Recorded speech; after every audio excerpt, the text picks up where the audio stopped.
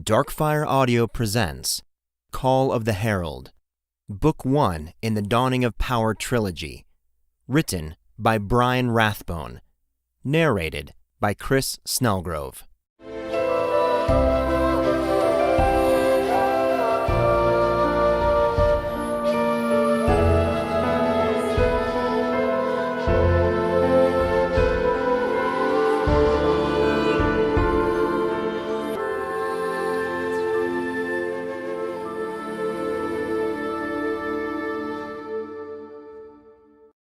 Chapter 13. Even the greatest catastrophes bring new opportunities for life. Brother Ramirez, Catrin Monk. Eager to put the plateau behind them, Catrin set a brisk pace. The sodden valley reeked of rotted vegetation and dead fish.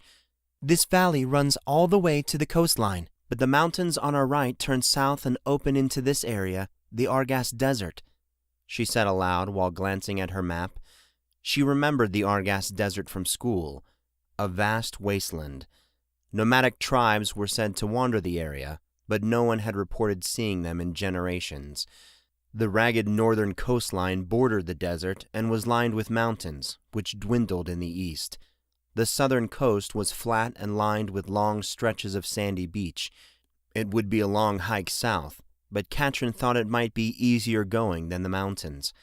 She thought of how nice it would be to walk along the ocean with the sounds of crashing waves to soothe them. "Do you think we should go north or south when we reach the desert?" "North," Benjamin replied immediately. "The southern coast would be a more pleasant journey, but there's no cover there, and those lands can easily be patrolled by ships. We'd be inviting the entire Jean fleet to intercept us. The northern coast is much less accessible to enemies. There is very little safe anchorage, and most of the shoreline is made up of steep cliffs and mountains. If we stay close to the mountains, we should only have to skirt around the edges of the desert, which is not only uncomfortable, but often deadly. However, it is our best route." "How many days would it take us to walk straight across the desert?" "It's hard to say," he said after a moment. "I'd say 6 days at least, and as long as 10 in the event of sandstorms. The days are hot and the nights cold, and there's almost no water. Venomous snakes, lizards, and scorpions are almost impossible to avoid." Before Benjamin could continue, Catrin cut him short. "I agree we should avoid the desert, and I agree the southern coast is too dangerous.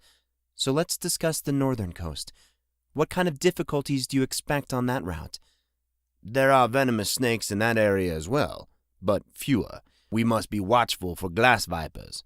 They're deadly, and because of their ability to take on the color of their immediate surroundings, they can be almost impossible to see.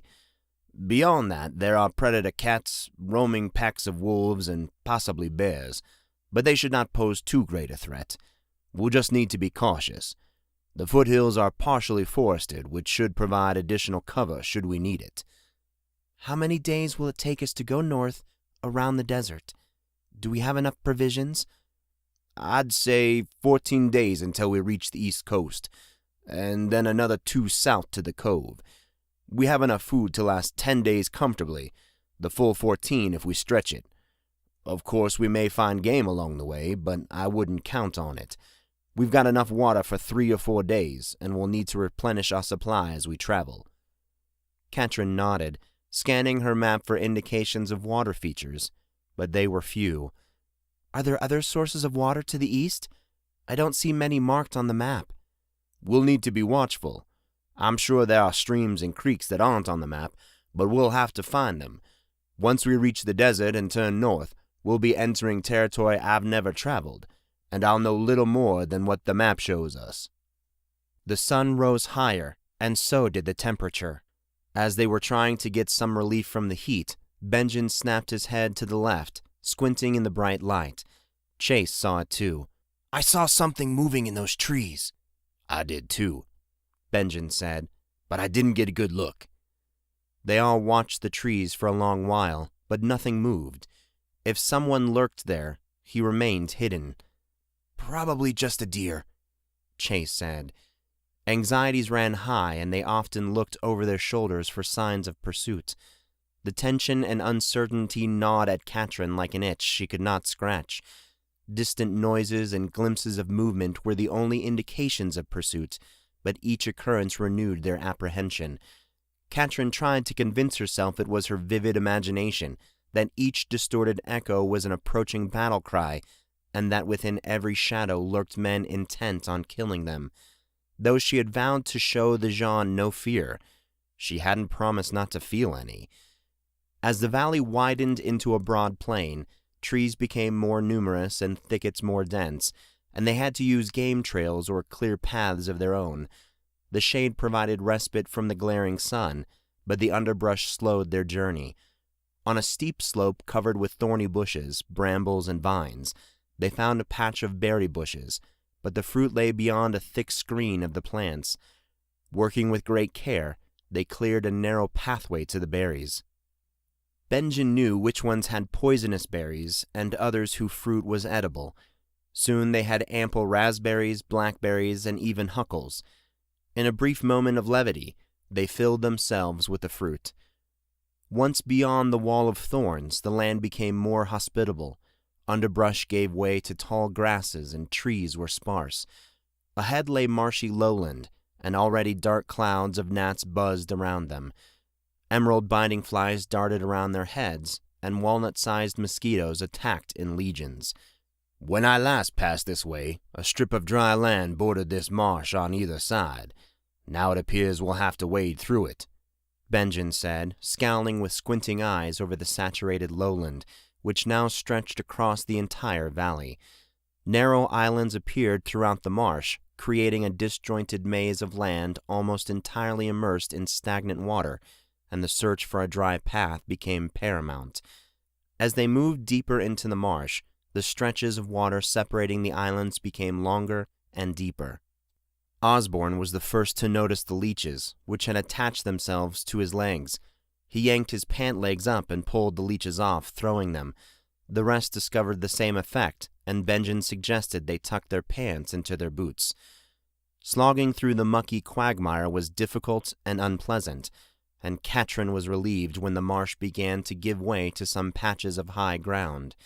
Then a nearby scream and a series of splashes broke the silence. "I saw something flailing around behind those weeds, but I'm not sure what it was," Chase said. "Shouldn't we go back to check?" "I think we should take a look," said Benjen.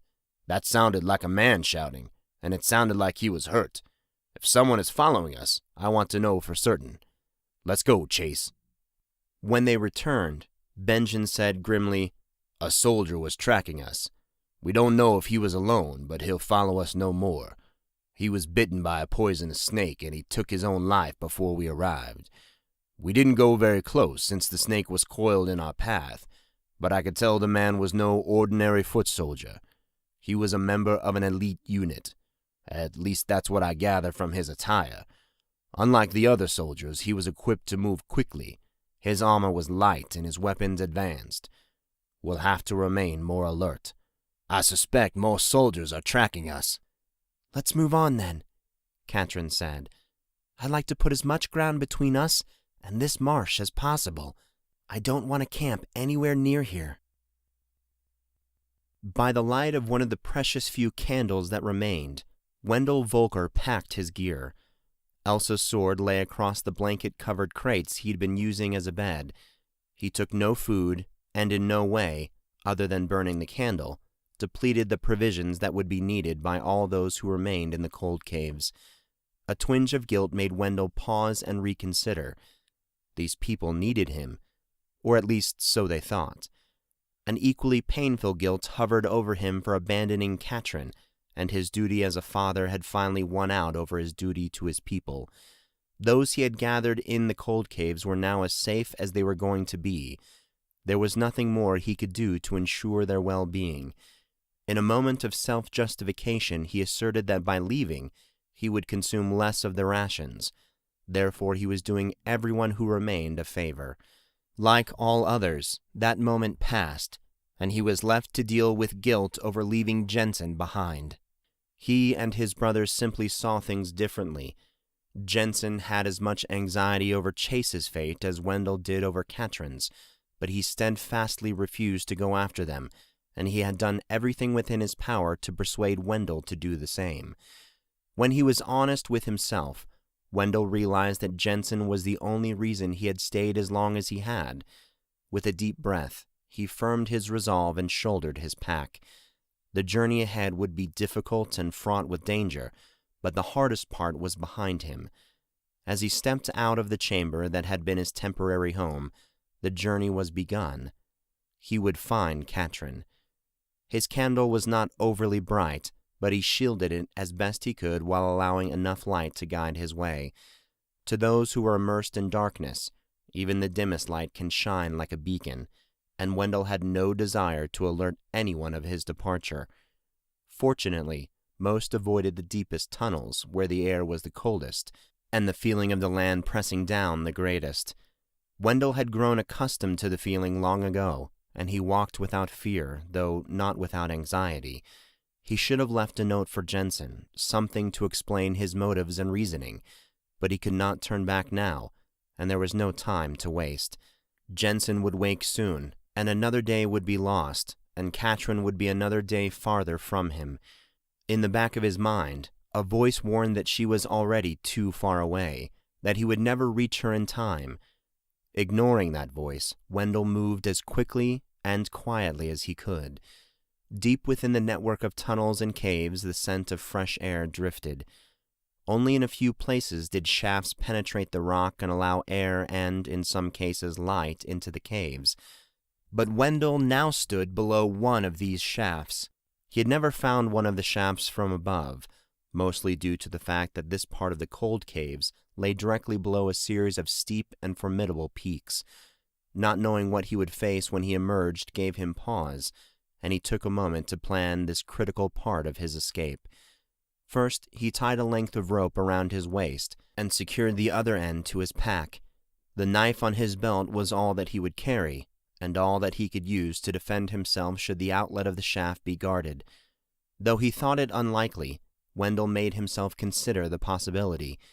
Chastising himself for allowing fear to stall him, he moved to the crates of cheese that were stacked nearby, and he placed them on top of one another beneath the air shaft, giving himself just enough of a boost to gain his first handhold. Once inside the shaft, the climbing would be easier since he could use both sides of the shaft to support himself. The fear of getting stuck in a section where the shaft was too narrow nearly made him abandon this course, but his decision was made. "Only cowards and thieves sneak away beneath a shroud of darkness," came Jensen's voice from below. "I never believed you to be either of those things, yet here we are." Nearly howling in frustration, Wendell cursed himself for whatever carelessness allowed Jensen to find him here. "I could see it in your eyes, and I could hear it in your voice when we discussed the plans today. I knew from the way you held yourself that you had no intention of being here when those plans were put in place. You cannot hide things from me. Never could. Thought you would know that by now. So, if you are determined to leave, at least come down here and face me like a man." With a final glance toward the sky, though he saw little in the darkness, Wendell lowered himself back to the crates, wondering if he would ever see Catrin, Chase, or Benjen again.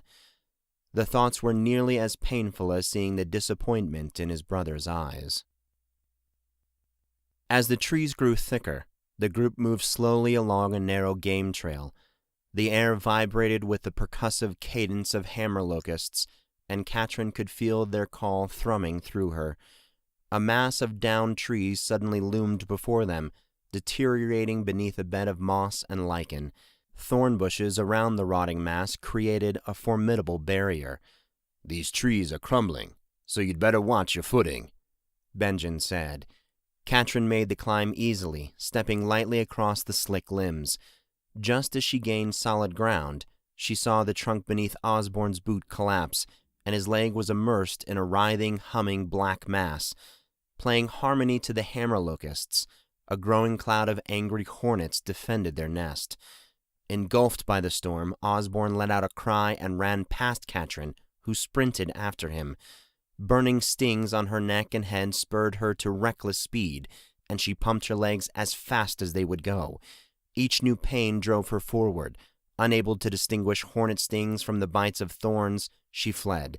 Dark shapes darted around her, striking without mercy. Her head throbbed in time with the pounding of her pulse, and her vision deteriorated as her eyebrows swelled. A loud splash was the only warning she received before she hurtled through open air. Her brief flight ended as she struck water, which was deep enough to break her fall. She plunged under for an instant, but then her feet found bottom and she propelled herself back up. When she broke the surface, coughing and gasping, she was thankful no hornets awaited her. Her left eye was nearly closed, and the swelling in her neck made it difficult to turn her head. Osborne was thrashing on the far shore in obvious agony, his entire head swelling. A moment later, Benjen and the others plunged into the water. Catrin ran to Osborne, who had gone still. His eyes were mere slits, trapped between exaggerated folds of puffy flesh, and the flushed skin of his lips curled outward to contain it. His skin deepened from mottled red to purple, and his body occasionally twitched. "Cut his shirt away from his throat," Benjen barked, approaching with his herbal kit.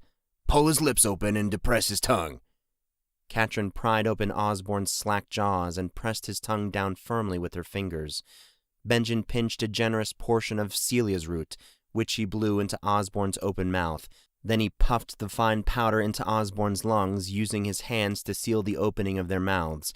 A fine cloud of powder escaped when Benjen pressed on Osborne's chest with his hands, causing Osborne to exhale. Then Benjen blew into Osborne's mouth again. When Osborne went into spasm and coughed, Catrin let out her breath, only then realizing she had been holding it. The boy was racked with violent fits of coughing, which left him gasping, and each new breath tickled his throat, causing him to cough harder.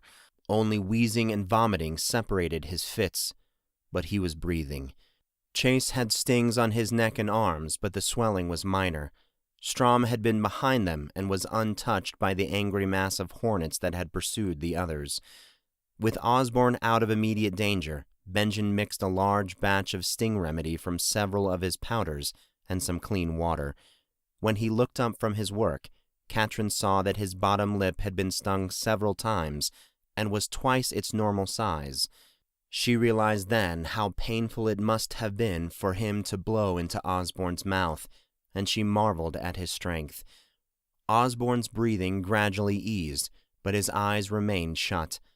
Benjen told him to take shallow breaths until the tickle left his throat and leaned him against a tree. In time, the herbs took effect.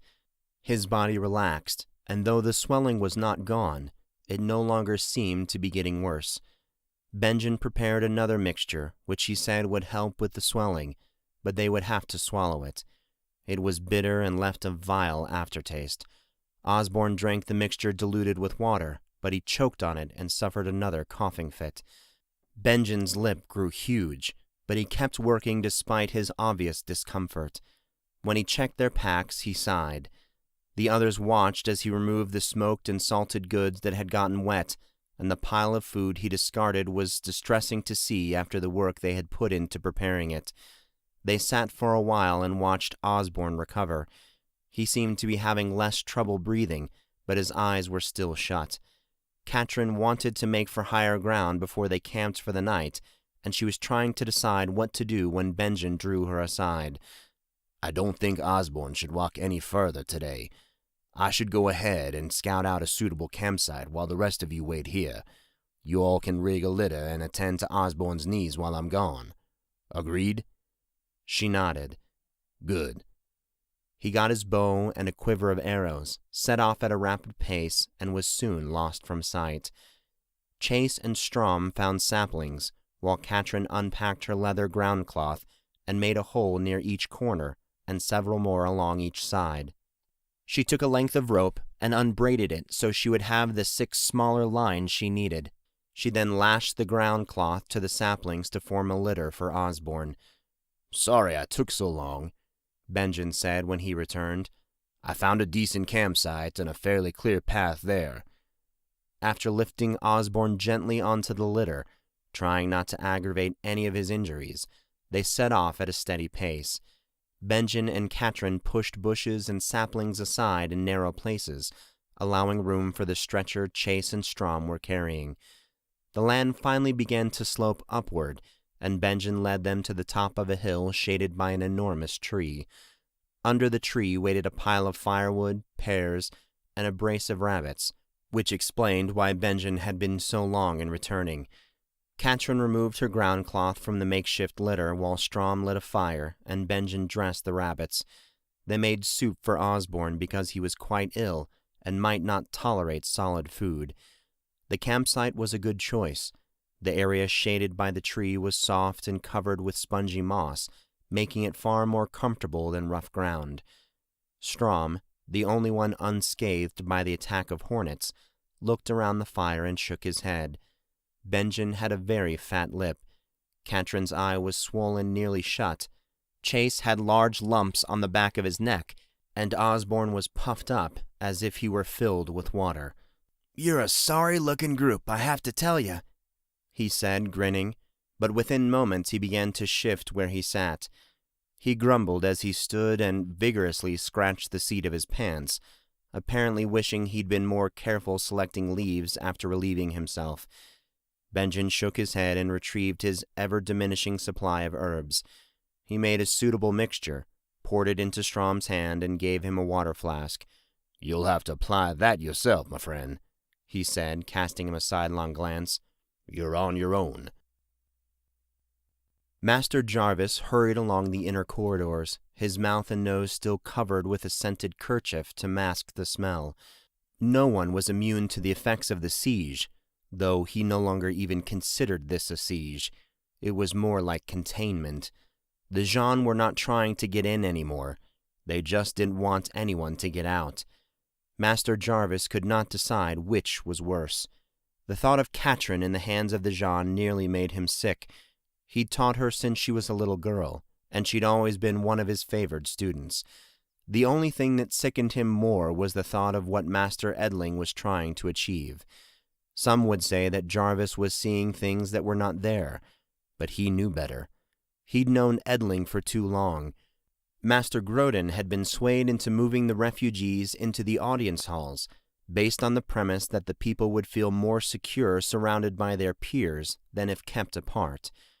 It was a ruse, and Jarvis knew it. Though some people had expressed feelings of loneliness and a sense of being disconnected, he doubted any of them would consider being crammed into the audience halls an improvement. The fact that one of the special release bars used to trigger the cave-in mechanism was missing only solidified the reality in Master Jarvis's mind. When he finally reached Master Grodin's quarters, he was pleased to see the old man awake and alone. "May I trouble you?" "Who's there? Is that you, young Jarvis?" Master Grodin asked. "There are some candied cherries in the dish there. Help yourself. I know how you like them. Then run along and be a good boy." "Thank you, sir," Master Jarvis said, knowing that sometimes Master Grodin seemed to drift into the past, remembering a time when Jarvis was but a student of his. "The refugees have been moved into the audience halls." "Yes, I know. They can all be together with their family and friends now. I wish I could do more for them. Maybe you could take them some candied cherries." "Perhaps I will," Master Jarvis said. "I'm concerned about Master Edling's motivation. I suspect he had another reason for wanting the people moved." "You and Edling must end this rivalry between you," Master Grodin said as he wagged his finger. "Wasn't it just last week I caught the two of you fighting in the storeroom?" In truth, that had been nearly 30 years ago, but Jarvis knew better than to tell Master Grodin he was mistaken. Instead, he tried to nudge his aging mentor back into the present. "I'd feel more comfortable with the refugees in the audience halls if all of the cave-in release keys were accounted for. One is missing." Master Grodin turned sharply and chewed on his beard a moment before he responded. "I suppose that leaves me only one course of action," he said, his eyes clearer than Jarvis had seen them in some time. "Since Edling feels compelled to represent the refugees, then that is how it shall be. Let it be known that he and his must remain in the audience halls at all times, so that he can personally ensure the safety and well-being of his charges." Jarvis left with a smile on his face, wondering how much of Master Grodin's condition was an act, and how much was the guise of a clever old man.